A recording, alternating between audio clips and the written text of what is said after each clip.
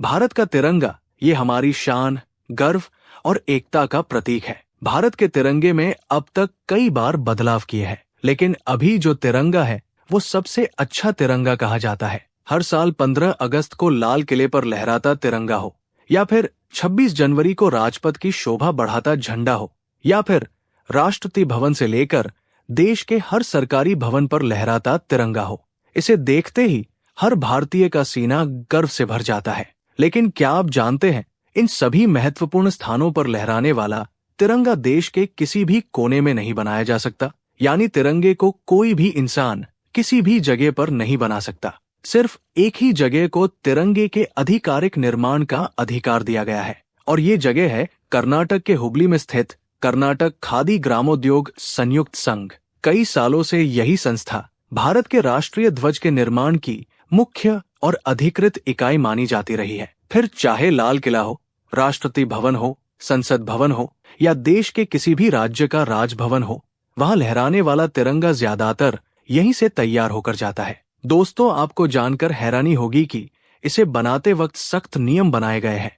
तिरंगे का निर्माण कोई आम कपड़ा बनाने जैसा काम नहीं है। इसमें कई सख्त नियम और गुणवत्ता के मानक लागू होते हैं। भारतीय ध्वज संहिता और अन्य सरकारी दिशा निर्देशों के तहत तिरंगे के आकार, रंग, अनुपात, कपड़े की गुणवत्ता और निर्माण प्रक्रिया को लेकर काफी सावधानी बरतनी होती है। सबसे पहले इसमें खादी के कपड़े का इस्तेमाल करना अनिवार्य माना जाता है, क्योंकि ये स्वदेशी और गांधी जी के विचारों से जुड़ा है। हुबली के इस जगह में तिरंगे का निर्माण बहुत सावधानी और श्रद्धा के साथ किया जाता है। कारीगर खास ट्रेनिंग लेकर इस काम को अंजाम देते हैं। रंगों का मिश्रण, सिलाई और फिनिशिंग में कोई गलती स्वीकार नहीं की जाती। एक छोटा सा दोष भी पूरे झंडे को अस्वीकार करवा सकता है। यही वजह है कि सिर्फ अनुभवी और अधिकृत हाथों को ही ये जिम्मेदारी सौंपी गई है। बहुत से लोग सोचते हैं कि तिरंगा कहीं भी सिल दिया जाता होगा। बाजार में छोटे मोटे झंडे बिकते भी हैं, लेकिन आधिकारिक और सरकारी उपयोग के लिए सिर्फ मान्यता प्राप्त स्रोत से ही झंडा लिया जाता है। लाल किले पर स्वतंत्रता दिवस के मौके पर लहराने वाला तिरंगा या राष्ट्रपति भवन का झंडा खास तैयारी के साथ हुबली से मंगवाया जाता है। इसमें समय और सुरक्षा दोनों का ध्यान रखा जाता है। तिरंगे की हिफाजत को लेकर भी कई सख्त नियम हैं।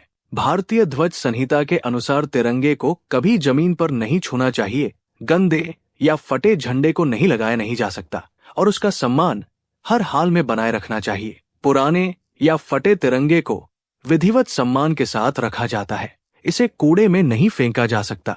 कई जगहों पर पुराने झंडों को एकत्र कर विशेष तरीके से उनका अंतिम संस्कार किया जाता है। स्वतंत्रता दिवस और गणतंत्र दिवस के अलावा भी साल भर तिरंगा कई मौकों पर लहराया जाता है। सरकारी इमारतों, स्कूलों, कॉलेजों और निजी संस्थानों में भी झंडा लहराने के नियम फिक्स हैं। समय, ऊंचाई, रोशनी और मौसम का ध्यान रखना जरूरी होता है। रात में झंडा लहराना हो तो उचित रोशनी का इंतजाम होना चाहिए। बारिश या तूफान में क्षतिग्रस्त होने से बचाने के उपाय भी किए जाते हैं। हुबली की ये जगह सिर्फ झंडा बनाने तक सीमित नहीं है। यहाँ खादी के अन्य उत्पाद भी बनते हैं, लेकिन तिरंगे का काम सबसे सम्मानित और जिम्मेदारी भरा माना जाता है।